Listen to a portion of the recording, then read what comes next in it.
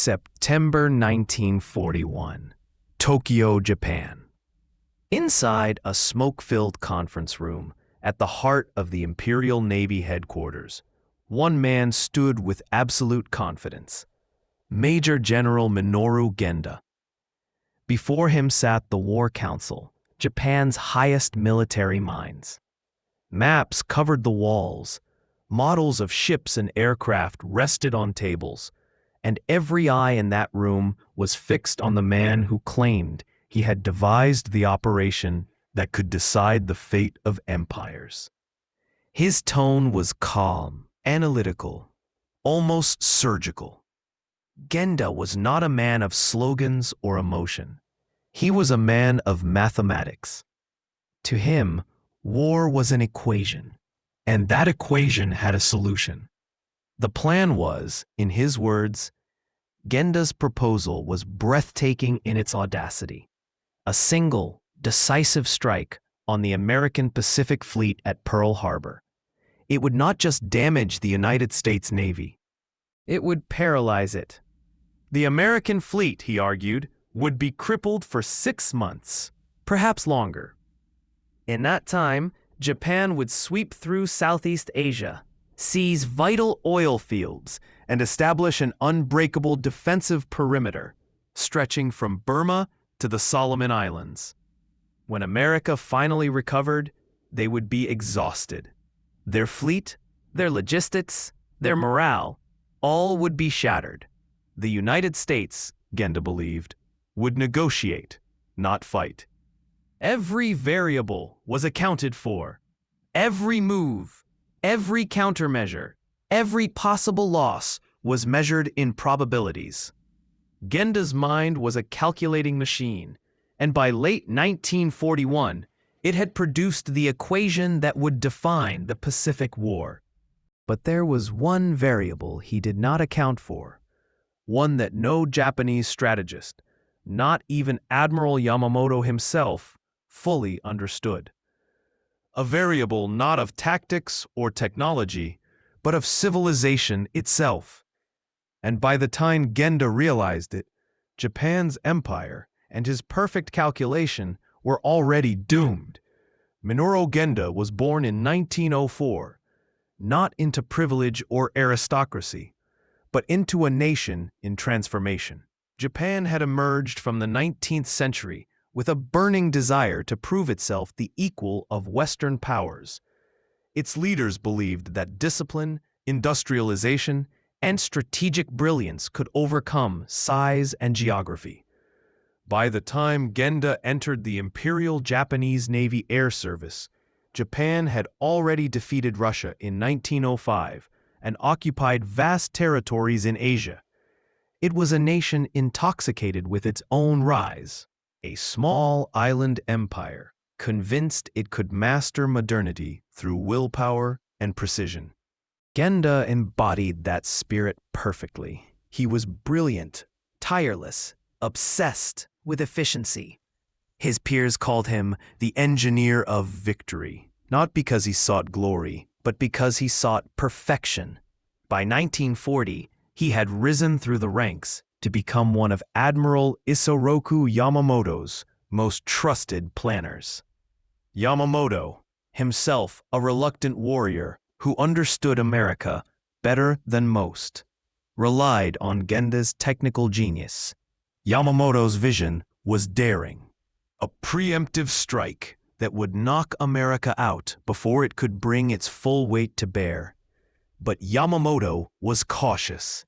He knew that such a strike would awaken a giant. Genda, however, believed that if the blow was fast enough, hard enough, and precise enough, even a giant could be stunned. His task was not to ask whether war with the United States was wise. That question had already been decided by Japan's political leadership. His task was to calculate whether it was possible. Could Japanese aircraft reach Oahu from carriers hundreds of miles away? Could torpedoes be modified to work in Pearl Harbor's shallow waters? Could Japanese fighter cover reach the target, strike, and return without detection? Each question had a technical answer. Each answer was yes. And with every yes, the illusion of inevitability grew stronger. By the summer of 1941, Genda's confidence was unshakable. The model worked on paper. The rehearsals were successful. The Imperial Navy's carrier strike group, the Kido Butai, was the most experienced carrier force on Earth. Japan's plan was simple: hit America hard, seize everything worth taking in Asia, then force Washington to negotiate from weakness. The timeline was precise: 6 months. 6 months to win, to consolidate, and to dictate peace on Japan's terms. Genda's war was not meant to last years. It was meant to be a lightning war, a mathematical sprint, not a marathon. His briefing to the War Council was stunningly confident. America will be unprepared. Their fleet will be crippled. Their morale will collapse. Within 6 months, Japan will command the Pacific. Even Yamamoto, who privately feared the long war that might follow, could not deny Genda's precision. On paper, it made perfect sense, but this was the fatal flaw. Genda's calculation was a tactical masterpiece built on a strategic illusion. He could measure the radius of a torpedo's detonation. He could calculate the climb rate of a Zero fighter. But he could not calculate the psychology of an industrial democracy, the latent force of a nation that had not yet begun to fight. December 7th, 1941. At 7:55 a.m., the first wave of Japanese aircraft appeared over Oahu. In less than 2 hours, the American Pacific Fleet was devastated. 8 battleships sunk or crippled, 3 cruisers hit, nearly 200 aircraft destroyed on the ground, over 2,400 Americans killed. Genda's plan had worked flawlessly. Every assumption, every calculation had been validated. The torpedoes worked in shallow water. The timing was perfect. American defenses were caught sleeping. In Tokyo, the mood was euphoric. Newspapers proclaimed a divine victory. Generals toasted to Genda's genius. Even Yamamoto, the cautious architect of Japan's naval air power, had to admit that tactically it was a masterpiece. But while Tokyo celebrated, something was happening that no one in Japan had planned for. In American shipyards and factories, in homes and schools, in towns and cities across the United States, a wave of collective fury and unity was forming. Pearl Harbor had not broken America. It had forged it. The attack had not bought Japan 6 months of dominance. It had given the United States 6 months of preparation. 6 months that would change the course of the war and of history itself. December 8th, 1941, the morning after Pearl Harbor. While Japan's newspapers celebrated the glorious strike against the West, the United States was already shifting from peace to total war. Factories that had built cars, typewriters, and refrigerators were now ordered to build planes, tanks, and warships. It was not a gradual shift. It was instantaneous. In Washington, President Roosevelt signed executive orders that effectively rewired the entire American economy for war production. The War Production Board was formed within days, and civilian industries were told, "From now on, you build for victory." In less than a week, American shipyards that had been running a single shift began operating around the clock. In less than a month, entire industrial cities, Detroit, Pittsburgh, Seattle, Los Angeles, were being converted into arsenals of democracy. This was the variable that Minoru Genda had never calculated: industrial velocity. He understood firepower. He understood coordination. But he had not understood America's ability to turn will into mass production. When Genda had presented his plan in September 1941, Japan's intelligence estimates claimed that the United States could build one aircraft carrier every 6 months. In reality, American shipyards would soon be completing one every 90 days. They could lay down multiple keels simultaneously, rotate 3 shifts per day, and feed their workers with endless supplies of raw materials that Japan could not match. Even the fundamental geography of the two nations told different stories. Japan was an island empire with limited access to resources.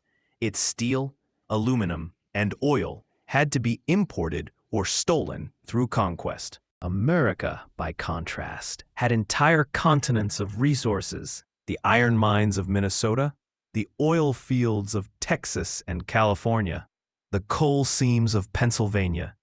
It was a machine of abundance, and now it was fully awake. By the end of 1942, American production had achieved a miracle of scale that no Axis planner believed possible. Over 47,000 military aircraft produced in a single year, more than 8 million tons of new shipping launched. Factories producing ammunition at 10 times the rate of Japan. And this was only the beginning. Japan's planners, including Genda, were watching these numbers come in through intelligence reports, and the data was terrifying. The 6-month window was collapsing into 6 weeks, then into nothing at all. The Battle of the Coral Sea was Japan's first true encounter with the American fleet since Pearl Harbor. It should have been a quick, decisive Japanese victory, and on paper, it was. But to Genda, who reviewed the after-action reports, one detail stood out like a signal flare. The Americans had more carriers than expected.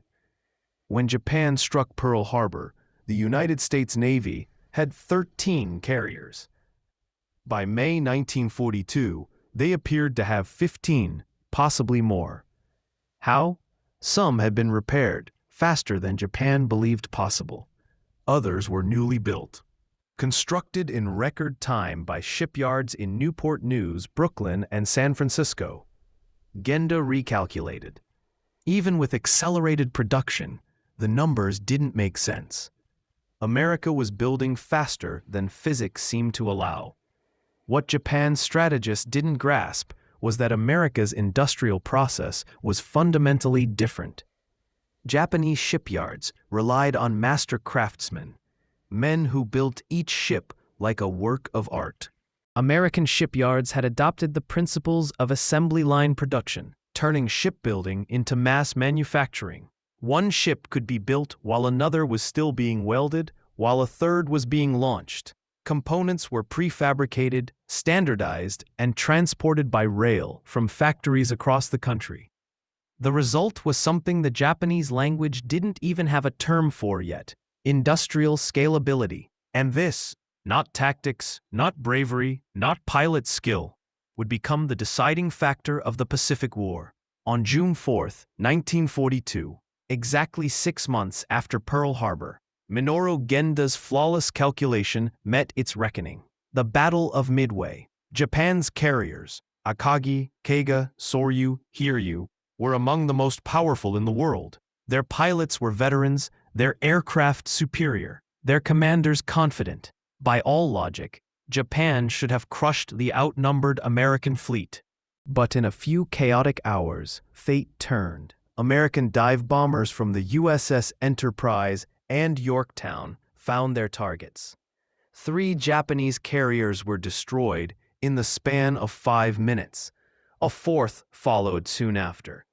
1,000 of Japan's finest naval aviators, men who could not be replaced, were lost. When the smoke cleared, Japan's carrier force was crippled beyond repair. To Genda, reviewing the aftermath, the realization was cold and mathematical. The 6-month window had not opened Japan's future. It had closed it. Japan had reached the apex of its power, and from that day forward, it would only decline. While Japan scrambled to rebuild, America accelerated. New carriers, Essex, Bunker Hill, Yorktown II, were already under construction. Every ship lost could be replaced. Every pilot killed could be trained anew. Japan had no such luxury. By 1943, Japan's pilot training had fallen to 40 hours of flight time per recruit. American pilots averaged 600 hours before combat. Japan could not replace its aircraft, its fuel, or its men. America could replace all three and multiply them tenfold. Genda understood the implications before most of his peers. He saw the reports from American factories. 85,000 aircraft built in 1943 alone. 24 Essex-class carriers launched in 2 years. Liberty ships rolling off production lines every 42 days. And perhaps most demoralizing of all, the SS Robert E. Peary, a Liberty ship rebuilt from keel to launch in just 4 days. To Japanese engineers, that bordered on the impossible. To American industry, it was Tuesday. The war, Genda realized, was no longer being fought in the skies over the Pacific. It was being fought in the furnaces of Pittsburgh, the factories of Detroit, and the shipyards of California. And in that war, Japan had already lost. By late 1943, Minoru Genda was a man haunted by arithmetic. He had once believed that precision, courage, and planning could outmatch size and resources. But now, with every passing month, those beliefs were being buried beneath the cold logic of production data. Japan's fleet was shrinking, not just in number, but in quality. Its pilots were less trained, its ships less armored, its aircraft less durable. Meanwhile, across the Pacific, America's power curve was bending upwards at an exponential rate. It wasn't just that the United States could produce more. It was that the United States could innovate faster. In 1941, the Grumman F-4F Wildcat had been the backbone of the U.S. Navy's air power. By 1943, it was already obsolete, replaced by the faster, tougher F-6F Hellcat, a plane designed, tested, and mass-produced in barely a year. That single aircraft would account for over 75% of all Japanese aircraft shot down by the U.S. Navy during the war. And while Japan's engineers were still laboring over incremental improvements to the Zero fighter, American designers were experimenting with turbochargers, radar integration, and self-sealing fuel tanks. Technologies that transformed aerial combat. This constant evolution wasn't luck. It was systemic. America had built a wartime ecosystem where universities, corporations, and the military worked as one machine. MIT developed targeting computers. General Electric refined radar. Ford and Chrysler perfected assembly line armor. It was the first time in history that science, industry, and strategy merged into a single synchronized force.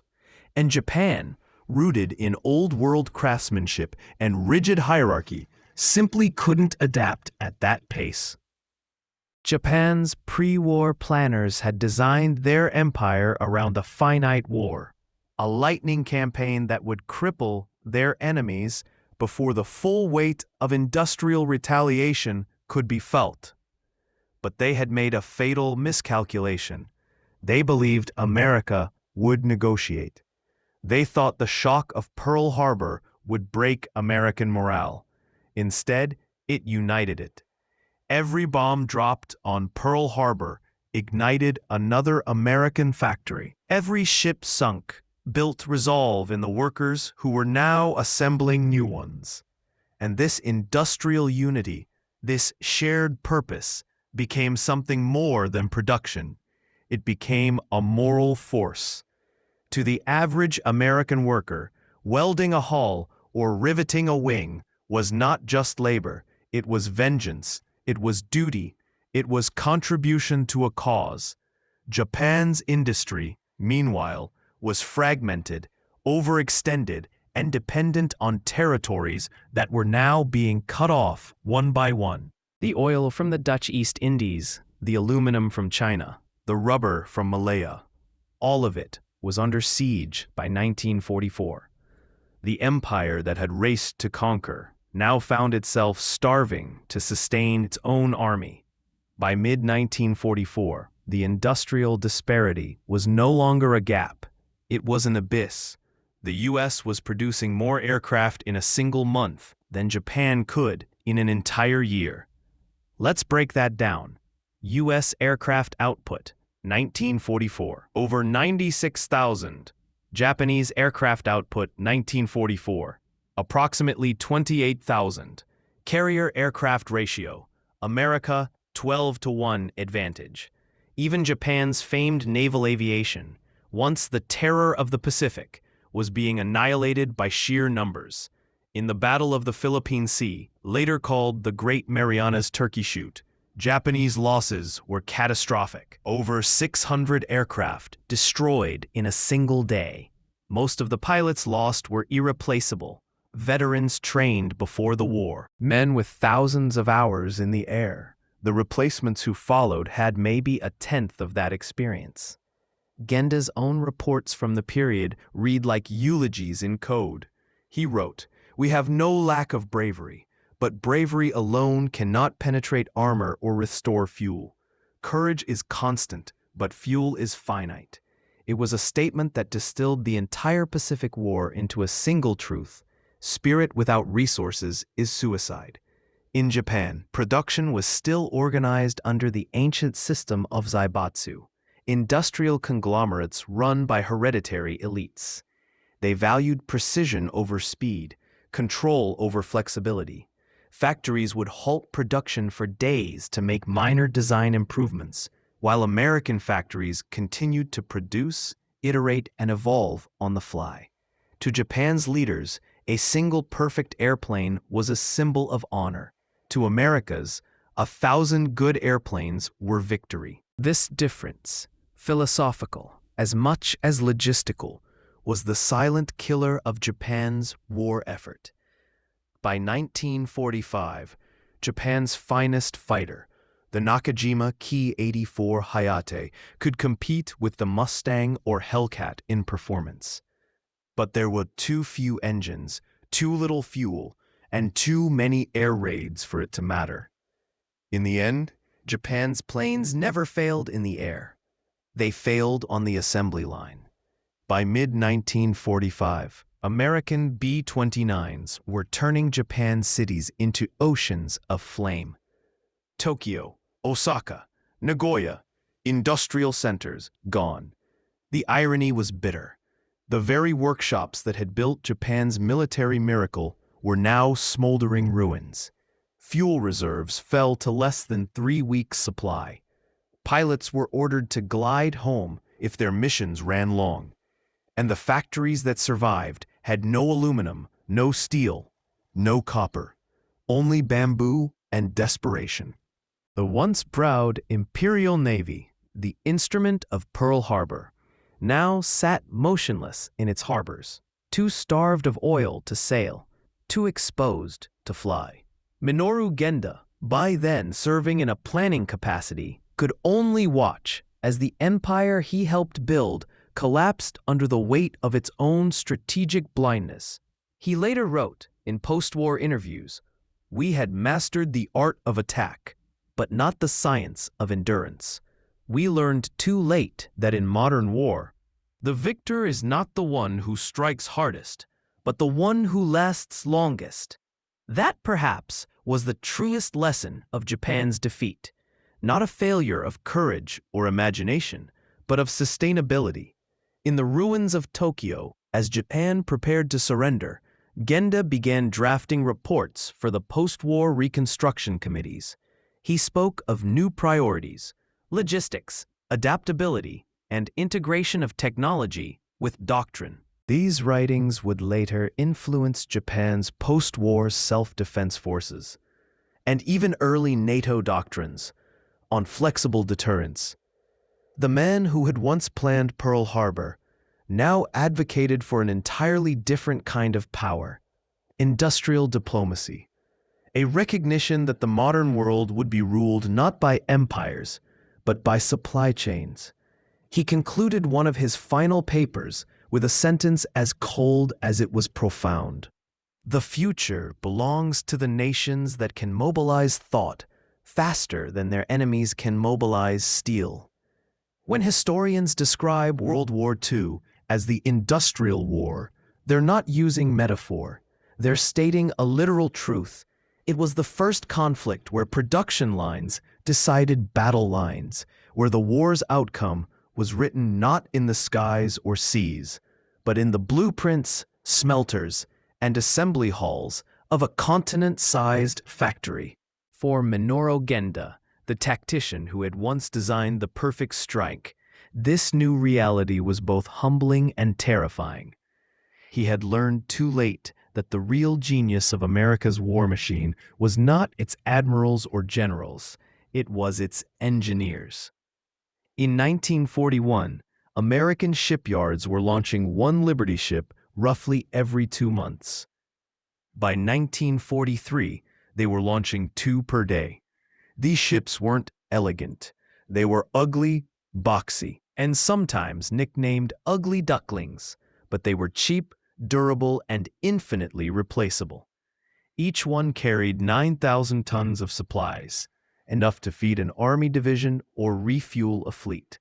Their speed of construction stunned even allies. When the SS Robert E. Peary was built from keel to launch in just 4.5 days, newspapers called it a miracle of modern labor. It wasn't a miracle, it was standardization. Henry Kaiser shipyards used modular assembly, the same principle used in car factories. Sections of ships were pre-built, welded, and assembled like a child's toy set. Each worker specialized in one task, repeating it hundreds of times a week. Japan, meanwhile, still relied on artisanship, where master builders crafted hulls by hand, adjusting measurements by intuition. It was beautiful, but disastrously slow. Every Liberty ship that left an American dockyard was another nail in Japan's industrial coffin. By 1945, America had produced 2,710 Liberty ships.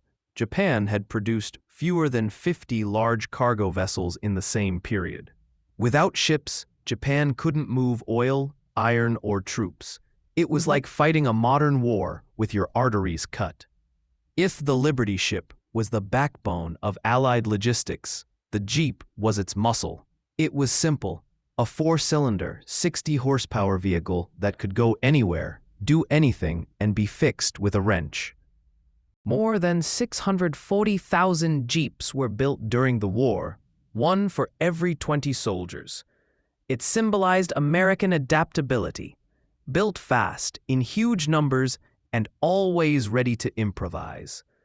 A single Jeep could serve as a command post, ambulance, weapons carrier, or scout car. It was even used to tow aircraft on island runways. Contrast this with Japan's ground logistics: mule trains, bicycles, and narrow jungle trails. Japan's army was fierce, but its infrastructure belonged to the 19th century. Then came another American invention that embodied this new philosophy of mass innovation: the bazooka. A lightweight, cheap, and simple anti-tank weapon, barely a few metal tubes welded together. It could be built in a factory that had never made a weapon before. Thousands were produced in weeks. The message was clear: America didn't need perfection, it needed enough. And enough was what Japan could never match. In Japan, technology had always been viewed as an art, a pursuit of mastery. In America, technology became a multiplier, a way to make one soldier fight like 10. Radar, proximity fuses, sonar, and code-breaking machines. These tools multiplied efficiency, accuracy, and decision-making. When Japan launched its first radar-guided attack in 1945, America had already deployed radar on hundreds of ships and planes. By then, Japan's technological race was unwinnable. They weren't just behind in devices, they were behind in infrastructure, electricity, and research culture. American factories were wired for innovation. Any new idea could be mass-produced in days. In Japan, a new design had to pass through committees, ministries, and senior approval, a process measured in months. The difference wasn't just bureaucratic, it was philosophical. Japan sought mastery in every design.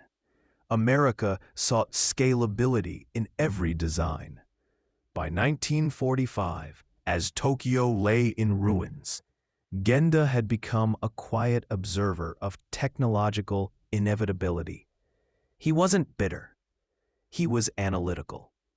He once remarked to a fellow officer, "We designed a sword in an age of factories. The sword was beautiful, but the factory was infinite." That statement summarized not just Japan's defeat, but a turning point in modern warfare. The world had entered an era where the factory floor was the new battlefield. And in that new world, innovation wasn't optional, it was survival. When Genda helped establish Japan's Air Self-Defense Force in the 1950s, he carried these lessons with him. He insisted on joint training with American engineers, not just pilots.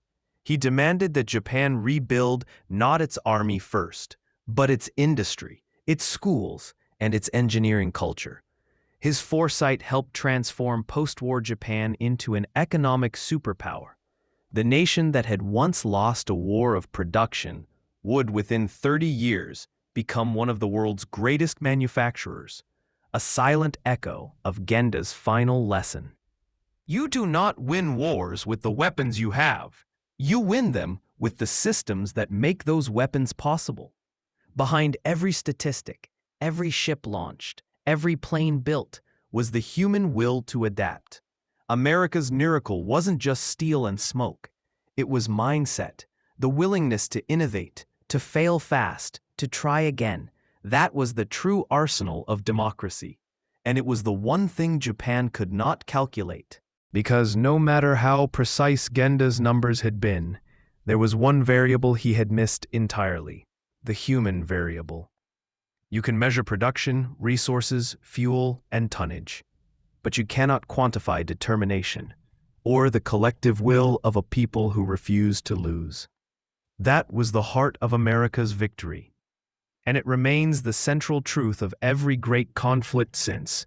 Industrial power is the weapon, but unity of purpose is the trigger. By late 1942, a war in the Pacific had become something Minoru Genda could no longer recognize. It wasn't the war he had planned. It was something larger, faster, and utterly beyond control. In his September 1941 calculations, he had believed in precision. Every variable accounted for, every operation balanced between risk and reward. But what he had failed to understand, what Japan as a nation had failed to grasp, was that wars of machines are not won by precision. They are won by momentum, and America had momentum unlike anything the world had ever seen. After Pearl Harbor, the United States didn't hesitate. It didn't pause for grief. It mobilized completely, absolutely, mathematically. Within weeks of the attack, the War Production Board was established. Factories that once built automobiles were converted overnight to produce aircraft engines and tanks. Civilian industries, refrigerators, typewriters, washing machines, halted production entirely. Every resource, every factory floor, every skilled worker was redirected toward one goal: victory. By January 1942, the numbers already told a story that Genda couldn't read yet. America had launched a massive expansion of naval production. A new class of aircraft carriers, escort carriers, destroyers, submarines, and landing ships. Even before the smoke at Pearl Harbor had cleared, shipyards in Newport News, Brooklyn, Puget Sound, and San Francisco were working day and night, 7 days a week.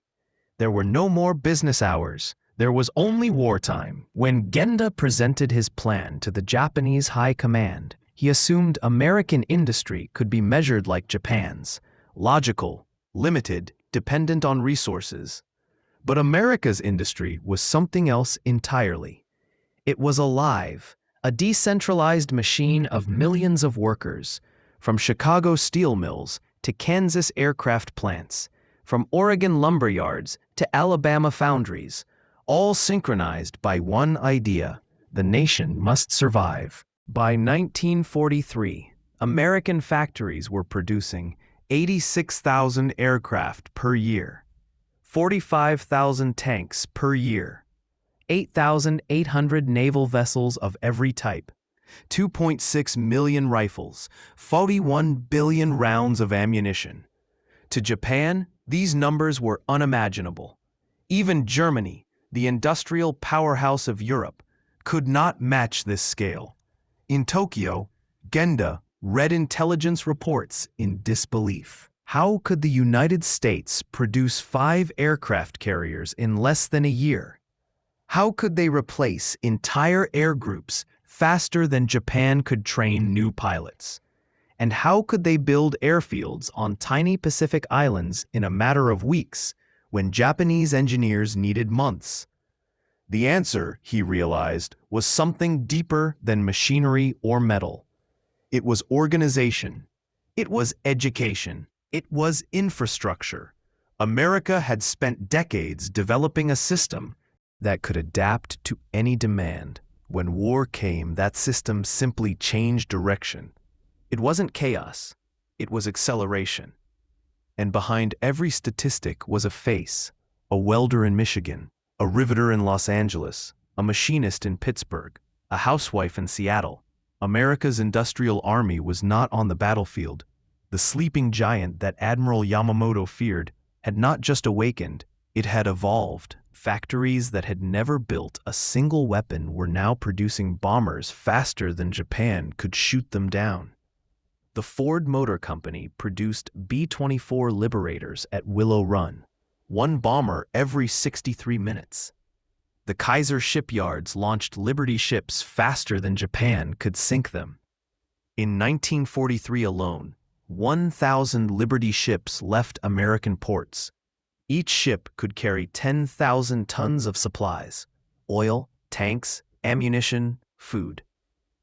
For every Japanese ship that sank, 10 new American ones appeared. It was in the factories, the foundries, the railways, and that army was unstoppable. By late 1943, Genda's reports grew darker.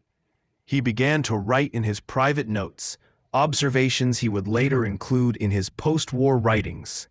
He admitted that Japan had never understood the true character of the United States.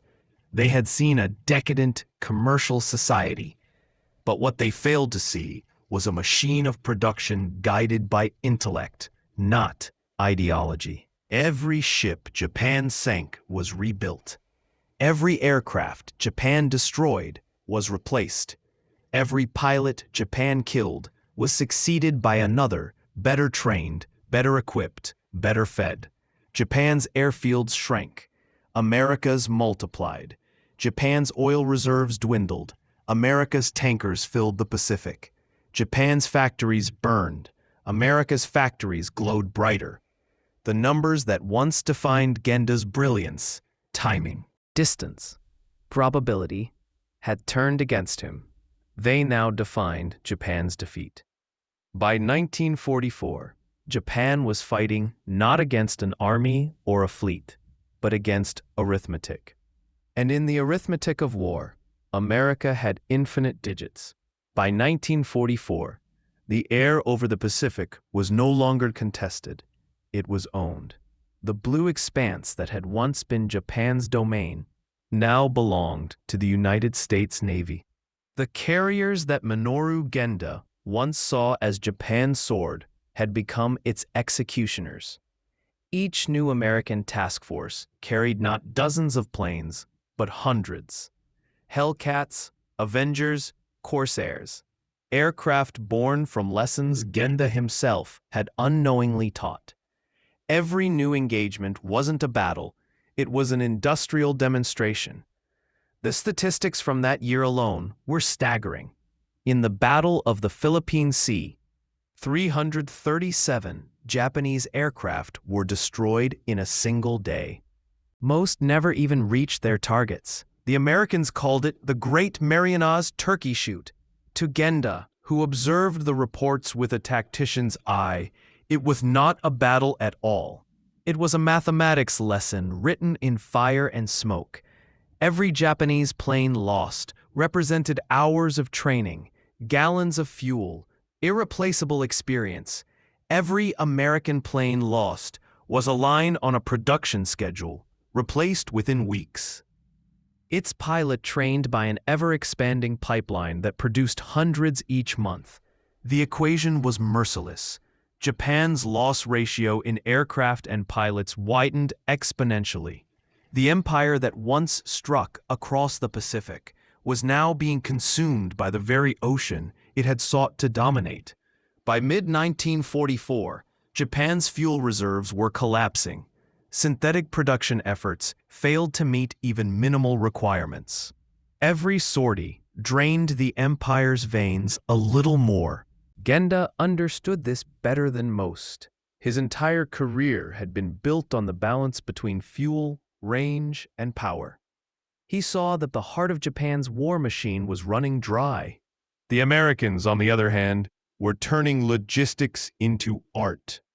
The fleet oilers, massive supply ships that could refuel entire carrier groups at sea, gave the U.S. Navy infinite endurance. They could sail anywhere, strike anywhere, and never need to return home.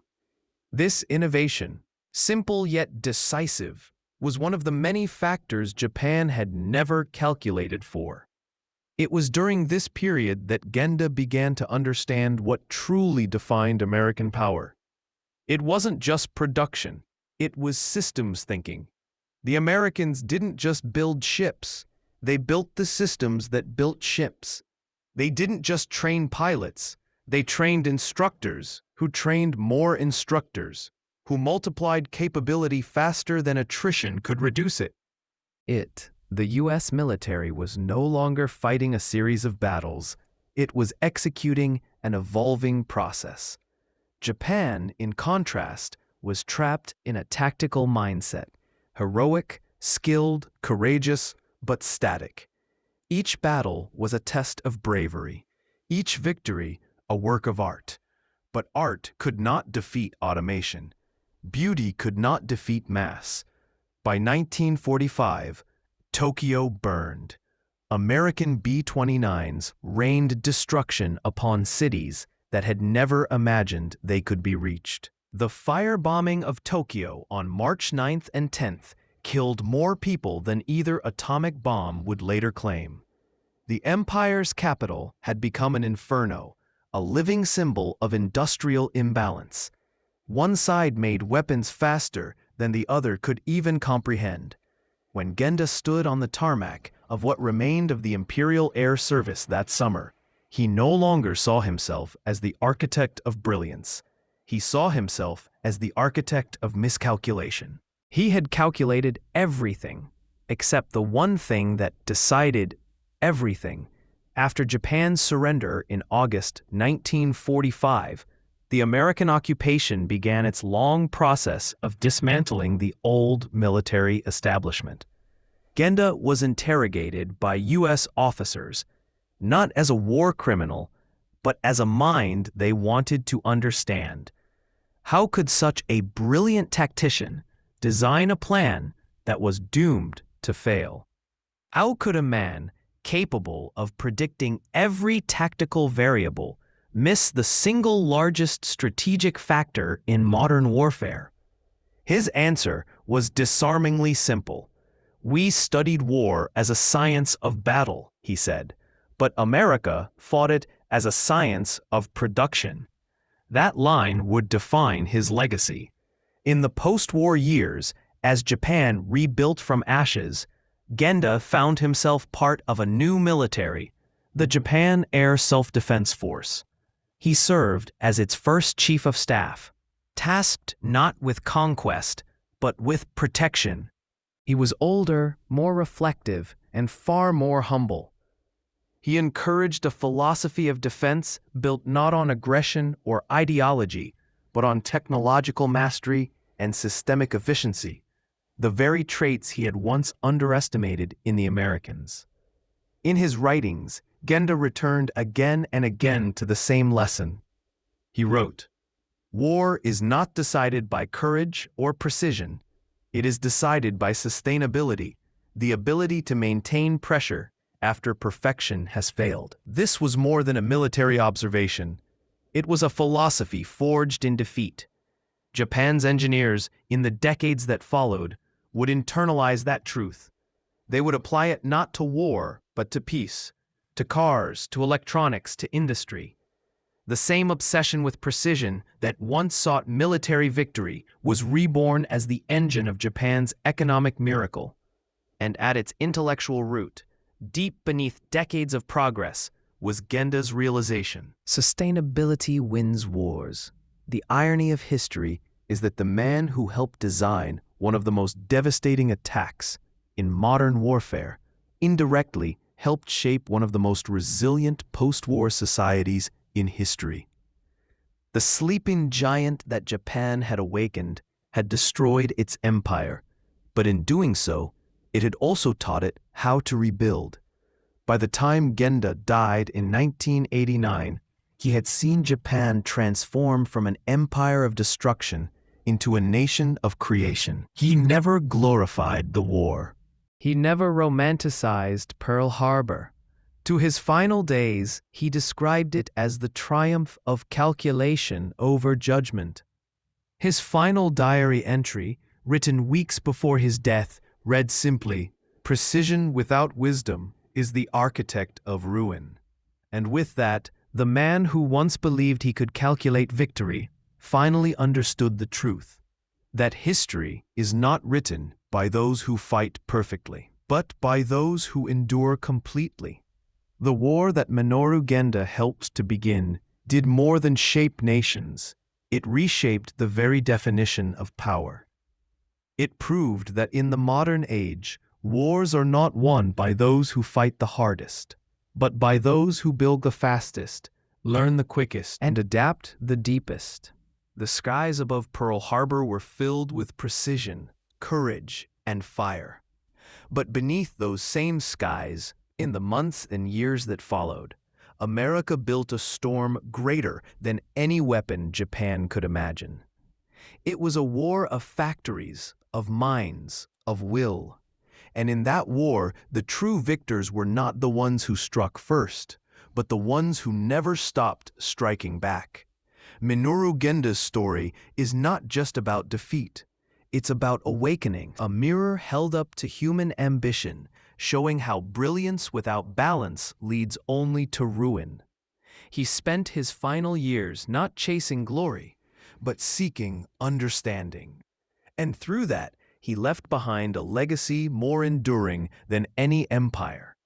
When you walk through Tokyo today, through its neon skylines, its bullet trains, its precision-built future, you are walking through the quiet echo of his final lesson, that true strength is not in destruction, but in creation.